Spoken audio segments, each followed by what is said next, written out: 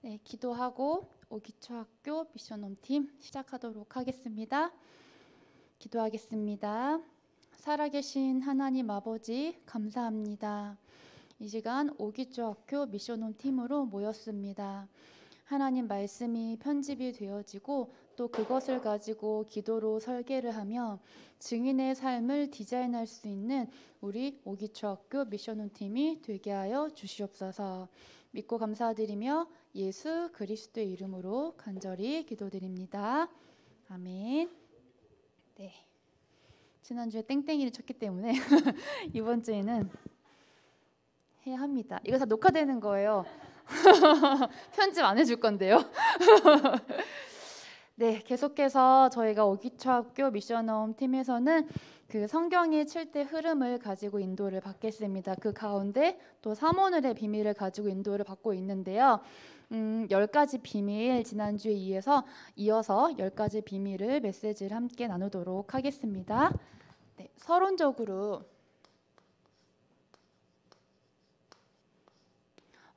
성경의 7대 흐름을 가기 위해서는 가장 첫 번째로 응답받아야 할 부분이 나의 정체성이라고 했어요.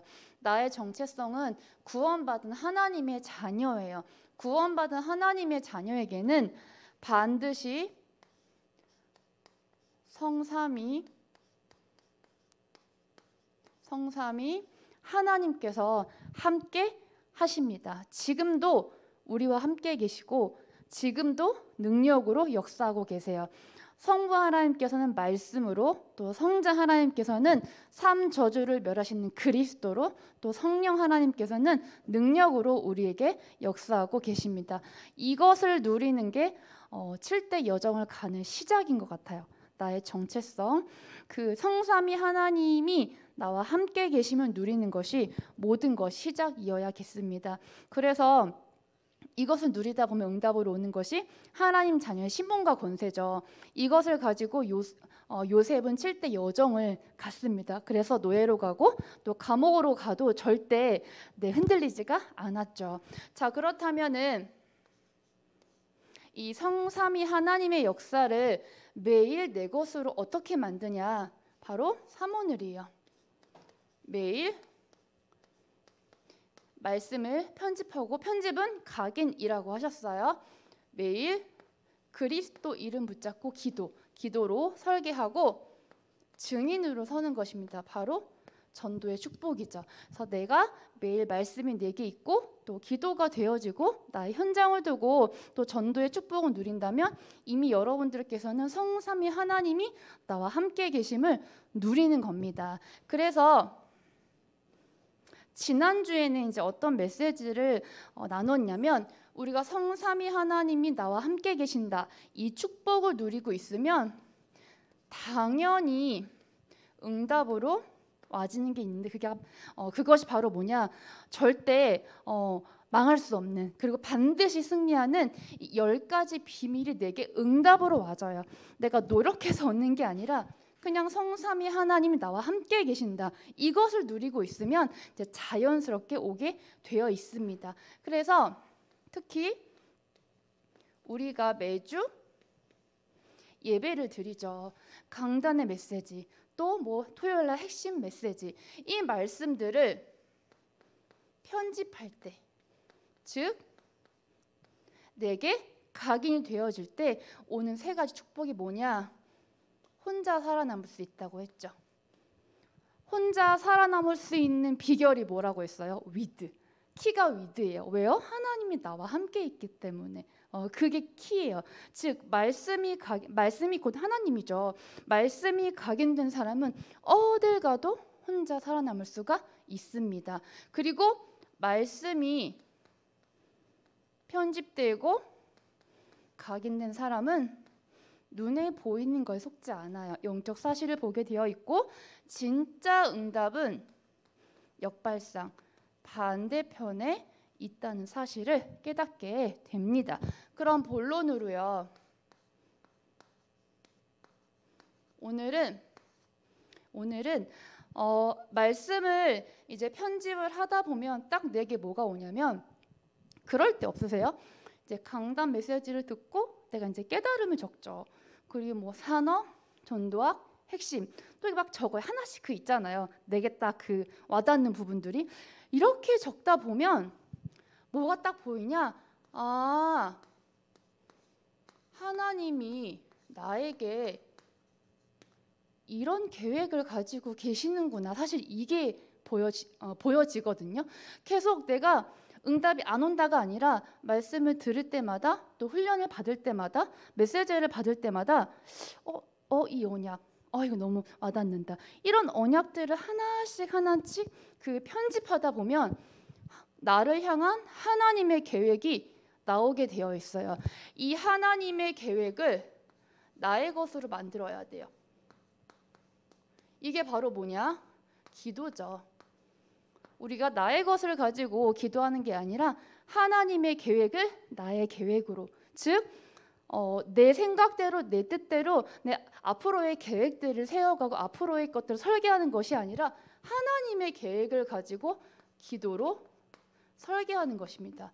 그런데 이거 이전에 반드시 말씀을 편집하는 시간이 있어야 해요. 그러면 하나님의 것을 가지고 하나님의 계획을 가지고 기도로 설계하고 또 기도로 뿌리 내리는 사람에게 오는 10가지 비밀 중에 3가지 응답이 있어요. 그게 뭐냐? 첫 번째, 늘 24 기도하고 있는 사람, 늘 기도로 설계의 축복을 누리고 있는 사람. 첫 번째 축복은 시너지의 축복이 와요. 이게 단어가 조금 어려운데 이 시너지를 이렇게 한국말로 조금 바꾸면 상승 효과, 더 어렵나요? 상승 효과라고요. 이게 뭐냐면 이거야. 이렇게 여러 가지가 함께 작용을 했을 때 하나씩 작용할 때보다 더 효과가 커지는 거야. 그러니까 시너지는 좋은 쪽으로 이렇게 커지는 거야. 예를 들어서 감기에 걸리면 감기약을 먹잖아요. 근데 감기약을 하나 먹는 것보다 그 감기약이랑 플러스 그 비타민 그거 있죠. 모모온단 그거랑 사실은 같이 먹을 때 더 효과가 좋아지거든요. 저도 그래서 학교에서 애들 이제 약 줄 때 이제 같이 주거든요. 그런 거예요. 그러니까 하나로 있을 때보다 이렇게 함께 작용을 했을 때 효과가 더 커지는 거, 좋은 쪽으로. 그걸 이제 시너지 효과라고 합니다. 그러면 혼자 있을 때 기도의 축복을 누리는 사람, 즉 혼자 있을 때 위드의 축복을 누리고 있으면요, 뭐가 되냐? 함께 있을 때요, 누군가와 함께 있을 때 어떤 축복이 오냐? 모든 것을 살리는 축복을 받게 돼요. 요셉이 그랬잖아요. 노예로 가고 감옥으로 가고 또 바로왕 앞에 섰을 때에도 항상 기도로 설계하고 위드 누렸던 그 요셉은 그 현장에 함께 있던 모든 것을 살리고 모든 사람을 살렸어요. 즉 임마누엘의 축복을 누린 거죠. 근데 제가 이거는 한번 좀 생각을 해봤어요. 이런 사람이 있는가 하면 시너지가 아니라 역시너지. 이게 뭔 것 같아? 시너지는 좋은 쪽으로 이렇게 상승 효과인 거고 역시너지는 나쁜 쪽인 거지. 이거야. 혼자 있을 땐 괜찮아. 근데 함께 모이기만 하면 다툼이 생기고 이제 갈등이 생기는 부분들. 그래서 그런 생각을 했어요. 나를 한번 점검을 해봐야 되겠다. 내가 과연 시너지의 축복을 누리는 사람인지 어딜 가면 항상 다툼, 갈등 일으키는 역시너지의 축복? 역시너지의 재앙? 네, 이 사람인지 한번 나를 좀 점검해봤으면 좋겠어요. 근데 사실은 이거는 어렵지 않아요. 왜냐? 이것만 되면 되거든요. 내가 하나님과의 1:1 관계가 회복이 되면 나를 만나는 모든 사람이 살아나게 되어 있어요. 그 요셉도 그랬죠. 요셉은 이제 노예로 갔을 때 그 보디발의 집 현장이 요셉 때문에 다 살아났어. 하나님께서 요셉을 위하여 그 보디발 집에는 놓은 밭 모든 소유물을 축복하셨거든. 요셉 한 명 때문에. 여러분들 한 명이 모든 현장과 그 모든 현장의 모든 것과 모든 사람을 살리는 거예요. 기도의 사람이기 때문에. 그리고 감옥 가서도 장관을 살렸죠. 그리고 나중에 바로 왕에게 답을 줬죠. 살려요. 근데 제가 이렇게 시너지라는 단어를 묵상하다 보니까 누가 생각이 났냐? 그리스도요. 왜냐? 예수님 한 분이잖아요. 예수님 한 분이 인간의 모든 죄를 담당하시고 십자가에서 죽으시고 부활하심으로 모든 죄를, 그러니까 인간의 모든 죄를 끝내셨죠. 아, 예수 그리스도 그 자체가 시너지의 축복이구나. 아, 그리스도 한 분 때문에 모든 사람이 다 살아나는구나. 그렇다면 그리스도와 함께 있는 그리스도의 생명에 있는 나는 시너지와의 축복을 받는구나. 그러니까 저는 이게 어제 이게 묵상이 되어지더라고요. 아, 그렇다면 내가 정말 그리스도 이름 붙잡고 혼자 기도할 수 있다면 이거는 되는 거구나. 모든 사람을 살리는 거구나. 네. 그다음 두 번째, 기도로 설계, 또 기도로 뿌리 내리는 또는 이제 기도의 축복을 누리고 있는 사람은요. 위기가 와요. 위기가 와도 이게 전부 다 기회가 되어집니다. 기도의 축복을 누리지 못하는 사람은 똑같은 상황인데 또 되게 불신하고 염려하는 것 같아요. 그런데 정말 24 기도 또 위드 누리는 사람에게는 위기가 전부 기회였어요. 가장 쉽게 요셉을 계속 예로 들어드릴게요. 요셉이요, 위기가 왔어요. 노예로 이제 팔려가게 된단 말이에요. 근데 요셉이 만약에 24 위드 또 기도를 못 누렸다, 그럼 되게 힘들었을 것 같아. 그리고 막 조급했을 것 같아. 내가 노예를 지금 팔려가잖아요. 근데 성경에 그런 말은 안 나와 있잖아요. 이렇게 보면 아, 요셉은 확신이 있었구나. 하나님이 나와 함께 계시고 24 함께 계시고 또 그 축복을 누리고 있는 렘넌트였구나라는 게 나와 있어요. 그럼 이 노예로 가는 게 어떤 기회였냐? 애굽으로 가는 기회였어요. 그 시대 때에는 비행기가 없었죠. 공짜로 갔죠. 비자도 없이. 맨날 그렇게 말씀하시잖아요. 사실 뭐 직접 당한 요셉에게 나중에 천국 가면 물어봐야 되겠지. 어땠냐고. 그죠? 농담이에요. 그 노예로 가는 게 진짜 기도를 모르는 사람에게는 너무 문제야. 근데 애굽으로 가는 언약의 여정의 시작이었어요. 두 번째, 나중에 여기 보디발 집가 조금 성공하잖아요. 근데 또 위기가 찾아와요. 누명을 쓰게 돼요. 그리고 여기로 가게 돼요. 이게 어떤 기회였냐? 이제 보디발의 집에서 나올 시간표였어요. 사실 나와야 되거든요. 사실은 그 기회였어. 만약에 이 누명을 풀어서 보디발의 집에 눌러 앉는다, 그건 하나님 계획이 아니잖아. 그렇죠? 나중에 세 번째, 이제 애굽 나라에 큰 위기가 와. 이제 바로 왕이 이상한 꿈을 꾸잖아. 바로 왕. 애굽 나라한테 문제였겠지, 그치? 그런데 바로 왕이 꿈을 꾼 게 어떤 기회였냐? 요셉은 그 앞에서 답을 전달했어요. 237 나라의 왕 앞에 서서 답을 전달을 했고 살렸죠. 그리고 나중에는 총리가 돼서 쌀을 팔면서 복음을 전하는, 즉 애굽 복음화에 정말 기회가 됐던 것 같아요. 마지막으로 세 번째, 기도를 항상 누리고 있는 사람, 하나님의 계획을 가지고 계속 기도로 설계를 하고 있는 사람은 싸우지 않고 이겨요. 사실 싸울 필요가 전혀 없습니다. 왜냐하면 잘 보세요. 요셉이 싸워서 경쟁해서 총리가 됐나요? 그건 아니죠. 다윗이 막 공부 열심히 하고 막 그래가지고 왕이 됐나요? 사실 요셉은 아무도 없는 곳에 갔잖아요. 그쵸?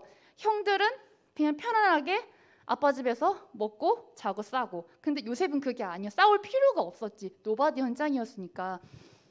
무경쟁이에요. 자, 그러면 우리가 기도의 사람은요, 노력으로 얻지 않아요. 그리고 싸워서 얻지 않습니다. 일곱 렘넌트들이 다 그랬죠. 즉 모든 위기 속에서 싸우지 않고 이기는 기도의 사람이었어요. 왜 싸우지 않고 이기냐? 사실 이미 답이 있잖아요. 왜요?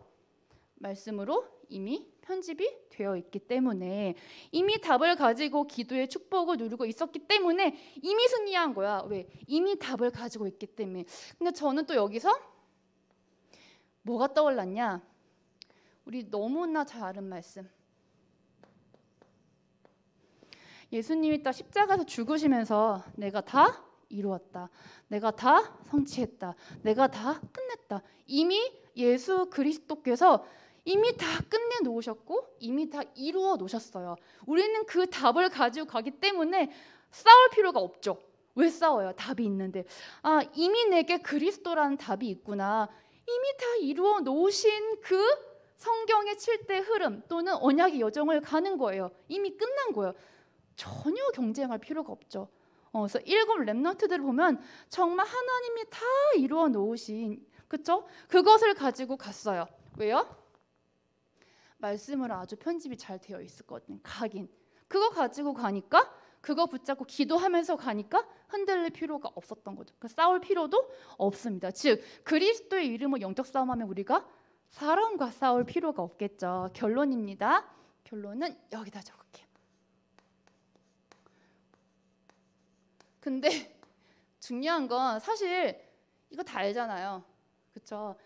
기도의 사람이면 다 살릴 수 있고, 그렇지. 기도의 사람은 위기가 기회가 돼. 근데 기도의 사람은 그래 무경쟁이야.